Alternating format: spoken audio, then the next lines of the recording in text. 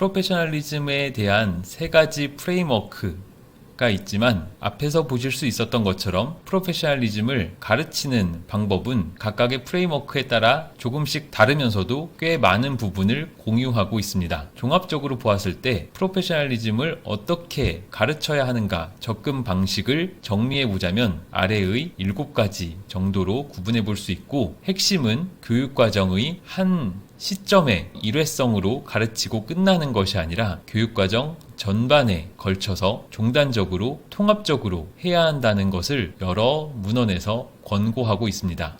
그리고 프로페셔널리즘이 휴머니즘이나 도덕성과 같은 태도적인 측면을 분명히 중요하게 가지고 있는 것은 사실이지만, 적어도 초기에는 프로페셔널리즘의 바람직한 실천에 필요한 인지적인 기반을 다질 필요가 있으며, 다르게 말하면 일정 정도의 지식을 일단 습득한 이후에 실제적인 경험을 통해서 프로페셔널리즘을 더욱 강화하고 내면화해 나갈 수 있다라는 것이 전문직업성의 교육에 대해서 강조하고 있는 접근 방식입니다. 구체적으로 몇 가지로 나눠서 살펴보면 다음과 같습니다. 먼저 학생들에게는 강의를 통해서 기본적인, 기초적인, 반드시 필요한 지식을 갖게끔 가르칠 수 있고, 이러한 인지적 기반, 지식적 기반을 갖추게 하는 것이 필요합니다. 사례 기반 토론, 케이스 베이스드 디스커션이나 여러 가지 공식적인 행사 및 의식, 대표적으로 화이트 코트 세러머니와 같은 것을 통해서 전문 직업적인 정체성을 갖게끔, 그것이 자신에게 중요하다는 것을 인지하게끔 만드는 과정을 거칠 수 있고, 학생들끼리의 토론을 하게 함으로써 구체적인 상황에서 프로페셔널리즘의 개념을 맥락화하여 이해하게 도울 수 있습니다. 강의를 통해 습득한 지식이 구체적인 맥락 속에서 어떻게 실천으로 연결될 수 있는지를 공부하는 것이 이러한 소그룹 토론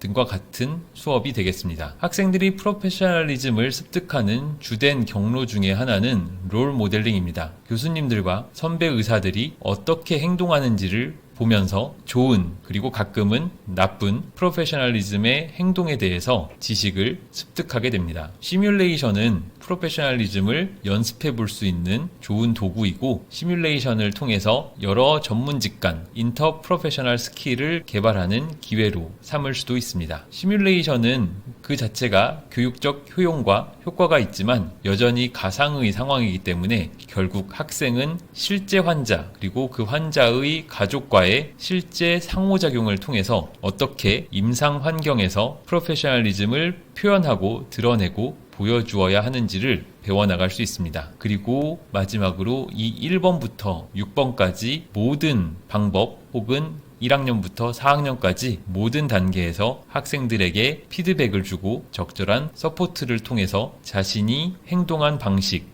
자신이 가지고 있었던 프로페셔널리즘에 대한 생각과 감정이나 계획 등을 성찰이라는 과정을 통해 실천하며 더 심화시켜 나갈 수 있습니다. 프로페셔널리즘을 잘 가르치는 것도 중요하지만 학생들에게는 그와 못지않게 그것이 어떻게 평가되는지도 매우 중요한 이슈로 다가옵니다. 하지만 프로페셔널리즘을 평가한다는 것은 여러 가지 이유로 어려운 일에 속합니다. 첫 번째 영상에서 말씀드린 바와 같이 일단 그 정의가 사람마다 혹은 기관마다, 그리고 국가마다 상당히 다를 수 있고, 따라서 프로페셔널리즘을 가르치고 평가하는 첫 단계는 그것의 조작적 정의를 내리는 것이라고 설명드린 바 있습니다. 하지만 이러한 정의를 잘 갖추었다고 해서 프로페셔널리즘의 평가가 쉬워지는 것은 아닙니다. 프로페셔널리즘에 대해 평가를 하려면 학습자를 관찰해야 하는데 그 역시 쉬운 일이 아니어서, 특히나 학습자가 자신이 지금 관찰받고 있고 평가되는 상황이라고 인식할 경우에 그러한 압력과 부담이 자신의 본래 모습이 아니라 사회적으로 혹은 이것을 평가하는 사람에게 바람직하게 보여지는 방식으로 행동을 바꾸게끔 유도할 가능성이 높습니다. 따라서 정의가 있더라도 관찰하는 것도 수월하지 않고, 심지어는 이렇게 관찰을 한다 하더라도 결국 평가자 간 상당한 차이가 생길 수 있는 것이 프로페셔널리즘의 평가의 또 다른 어려움 원인이 됩니다. 평가자 간에 같은 학생이나 같은 행동을 보고서도 평가자마다 서로 다른 판단을 내릴 수 있기 때문입니다. 따라서 이를 극복하기 위해서는 평가자 훈련 내지는 교수 교수개발, 그리고 이 평가에 참여하는 평가자의 수 자체를 늘리려는 노력도 함께 요구됩니다. 이런 것들, 즉 정의의 어려움,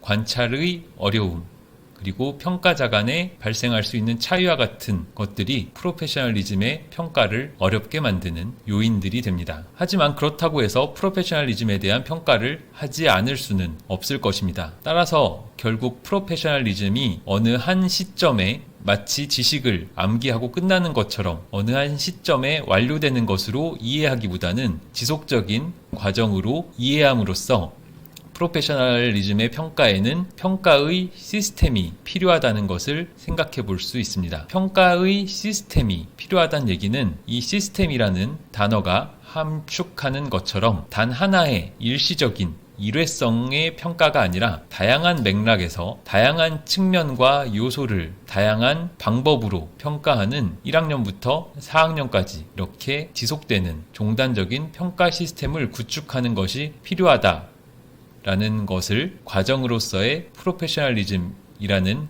이해로부터 도출해낼 수 있습니다. 그럼 이렇게 종단적 평가 시스템을 구축한다고 했을 때 구체적으로 어떻게 할 수 있을까는 밀러의 피라미드에서 구분하는 4단계로 나눠 생각해 볼 수 있습니다. 밀러의 피라미드에 대해서는 앞서 스킬에 대한 평가에서도 한번 언급했던 바가 있습니다. 밀러의 피라미드는 크게 첫 번째 knows, 두 번째 knows how, 세 번째 shows how, 네 번째 does의 단계로 나눕니다. 각 영어 단어가 의미하는 것처럼 첫 번째 knows 단계에서는 학생이 얼마나 인지적으로 지식을 갖추고 있는지에 초점을 둡니다. 두 번째 knows how 단계에서는 학생이 가지고 있는 이러한 인지적 지식을 실제로 어떻게 적용해야 할지를 알고 있는지, 그리고 이렇게 적용함에 있어서 어떤 태도와 가치를 가지고 있는지에 초점을 두는 것이 knows how 단계에서 프로페셔널리즘을 평가할 때 주로 관심 대상이 되는 것입니다. 세 번째 shows how 단계에서는 학생이 관찰받고 있는 상황, 대표적으로 시뮬레이션이나 표준화 환자를 활용한 시험과 같은 상황에서 적절한 모습을 보여주고 있는지, 즉 적절한 모습을 쇼하고 있는지에 초점을 둡니다. 하지만 이러한 shows how의 단계는 행동으로 보여줌에도 불구하고 그것이 실제 상황이 아니라는 한계가 있습니다. 그래서 가장 높은 단계인 does에서는 관찰받는 상황이나 시험 보는 상황이 아니라 실제 환경에서 어떻게 행동하는지에 초점을 둔다는 점에서 차이가 있겠습니다. 여기서부터는 4단계 knows, knows how, shows how, does의 단계에서 구체적으로 어떠한 평가 방법을 활용할 수 있는지를 살펴보겠습니다. 첫 번째 knows 단계입니다. 앞서 설명드린 바와 같이 이 단계에서 평가의 초점은 핵심적인 지식을 갖추고 있는지 여부를 확인하는 것입니다. 핵심적인 지식에는 윤리적 원칙이나 법적인 기준, 이해상충에 대한 내용, 다문화주의, 환자 정보 보호 등에 관한 내용 등이 포함될 수 있습니다. 이러한 내용들에 대한 기본적인 원칙이나 법 혹은 규칙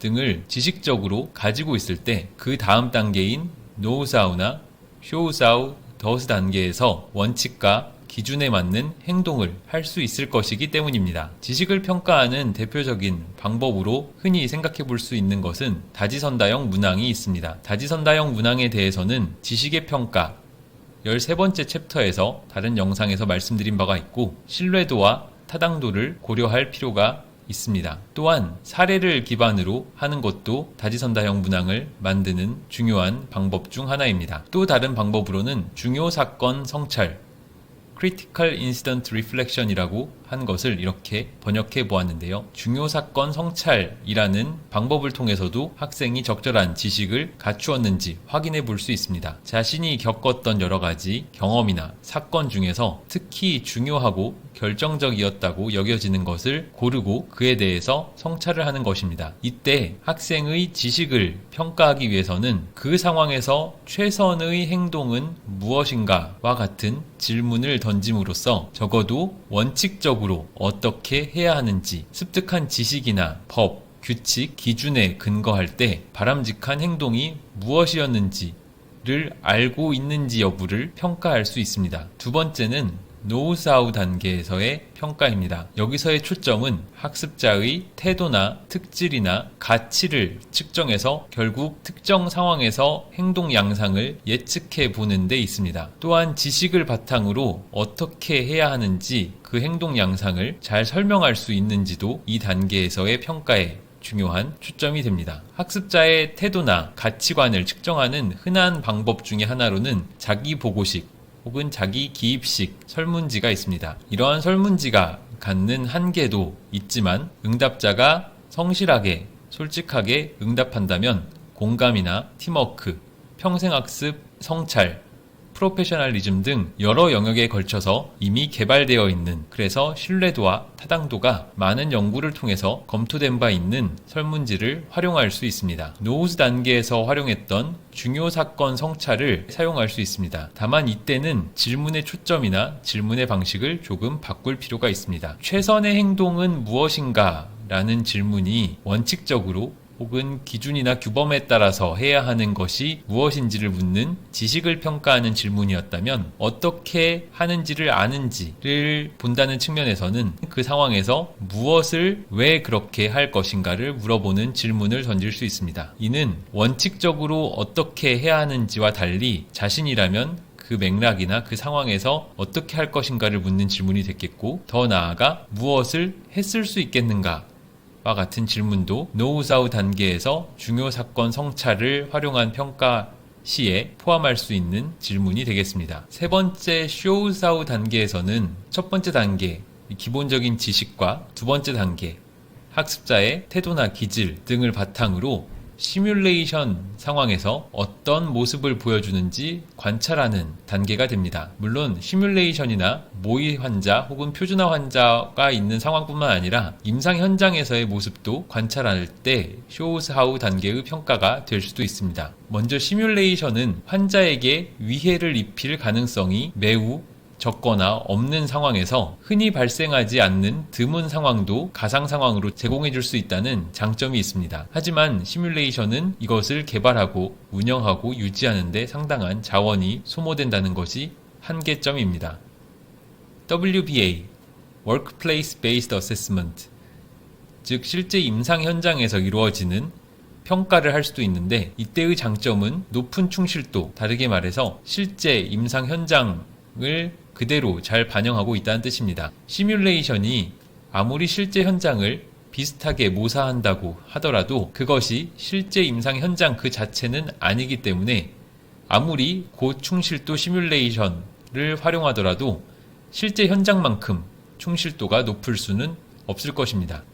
WBA의 장점은 상대적으로 필요한 자원이 시뮬레이션이나 시뮬레이터를 활용하는 것보다 적다는 것이겠지만, 평가자를 가르치고 다수의 평가자가 참여하게끔 유도하고 모집하고 심지어는 동원하는 것이 필요하다는 점에서 약점이 있다고 볼 수 있습니다. 이렇듯 쇼우사우 단계에서는 모의 환자나 표준화 환자, 시뮬레이터, VR 등을 활용해서 학생이 지식적으로 아는 것 혹은 자기보고식 설문지에서 응답한 태도나 기질을 어떤 모습으로 보여주는지를 확인할 수 있습니다. 미니 CEX라고 불리는 미니 클리니컬 이밸류에이션 엑서사이즈는 대표적인 WBA의 방법 중 하나입니다. 이것은 학생이 실제 환자와 진료, 즉 병력 청취나 신체 진찰 등을 하는 모습을 평가하는 방법을 일컫는데, 평가자는 구조화된 서식에 따라서 학생을 평가하고 피드백을 제공할 수 있습니다. 학생이 실제 환자와 대면하는 상황에서 평가하기 때문에 학생의 스킬뿐만 아니라 프로페셔널리즘도 평가 가능하지만, 반대로 학생은 자기가 평가받고 있는 상황이라는 것을 매우 정확히 알고 있기 때문에 자신의 평상시 모습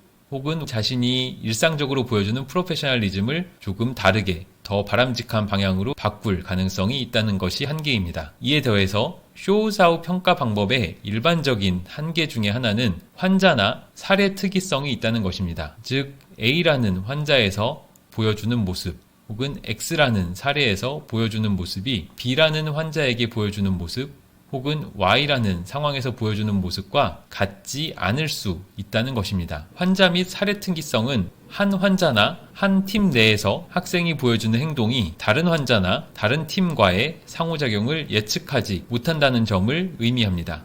여러 연구 결과에 따라 이러한 방식의 평가에서 높은 신뢰성을 얻기 위해서는 일정 정도의 시간에 걸쳐서 여러 번의 관측이 필요하다는 것이 일반적인 권고사항입니다. 다수의 관측이 필요하기 때문에 오스키와 같은 진료 시험에서는 여러 개의 스테이션을 두거나 혹은 미니 CEX 같은 평가에서는 여러 명의 환자와의 진료 모습을 평가하거나 또한 경우에 따라서는 한 상황을 여러 명의 평가자가 평가해서 그 점수를 합산하는 것과 같은 전략을 활용합니다. 이러한 관찰 기반의 평가의 한계에 대해서는 이 뒤에서 혹은 앞서 스킬과 관련된 평가에서도 언급해드린 바가 있습니다.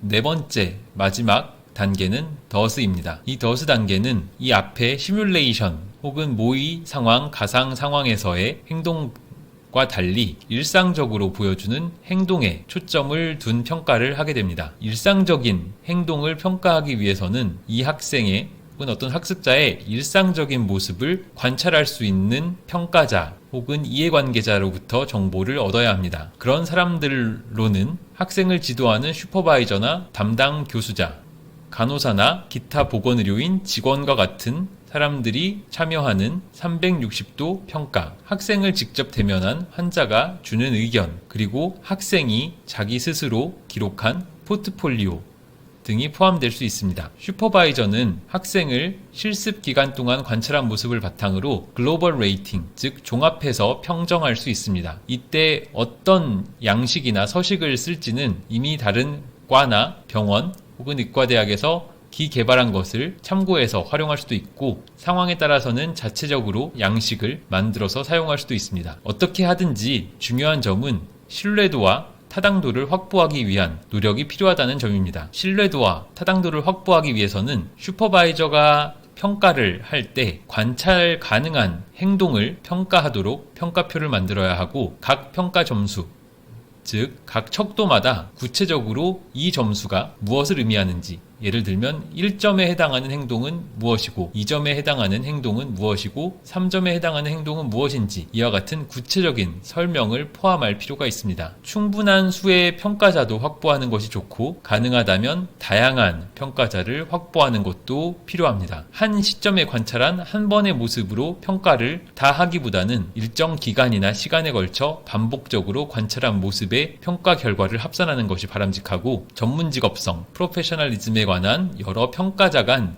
이해를 공유하고 서로 비슷한 방식으로 이해한 다음에 평가하게 만들기 위한 교수 개발도 필요할 것입니다. 더 나아가서 이렇게 만들어진 평가 서식을 학습자와 공유할 수도 있습니다. 학생에게 평가 서식을 공유하면 거기에 맞춰서 겉으로 보여지는 모습에만 신경 쓸 수도 있겠다는 우려가 있겠지만 다르게 말하면 학생이 어떻게 행동해야 하는지에 대해서 명확하게 기대치를 설정하는 데 도움이 된다고 볼 수도 있기 때문에 학습자와 평가 양식을 공유하는 것도 생각해 볼 만한 전략입니다. 360도 평가는 다양한 이해관계자로부터의 자료를 수집하는 것을 일반적으로 의미합니다. 말씀드렸던 바와 같이 학생을 실제 상황에서 관찰했던 간호사나 기타 보건의료인, 여러 병원 내 직원들이 자료 제공에 혹은 자료의 출처가 될 수 있습니다. 익명으로 수집하는 것도 가능한데 다만 충분한 숫자를 수집하기 위해서는 상당히 노동 집약적이라는 단점이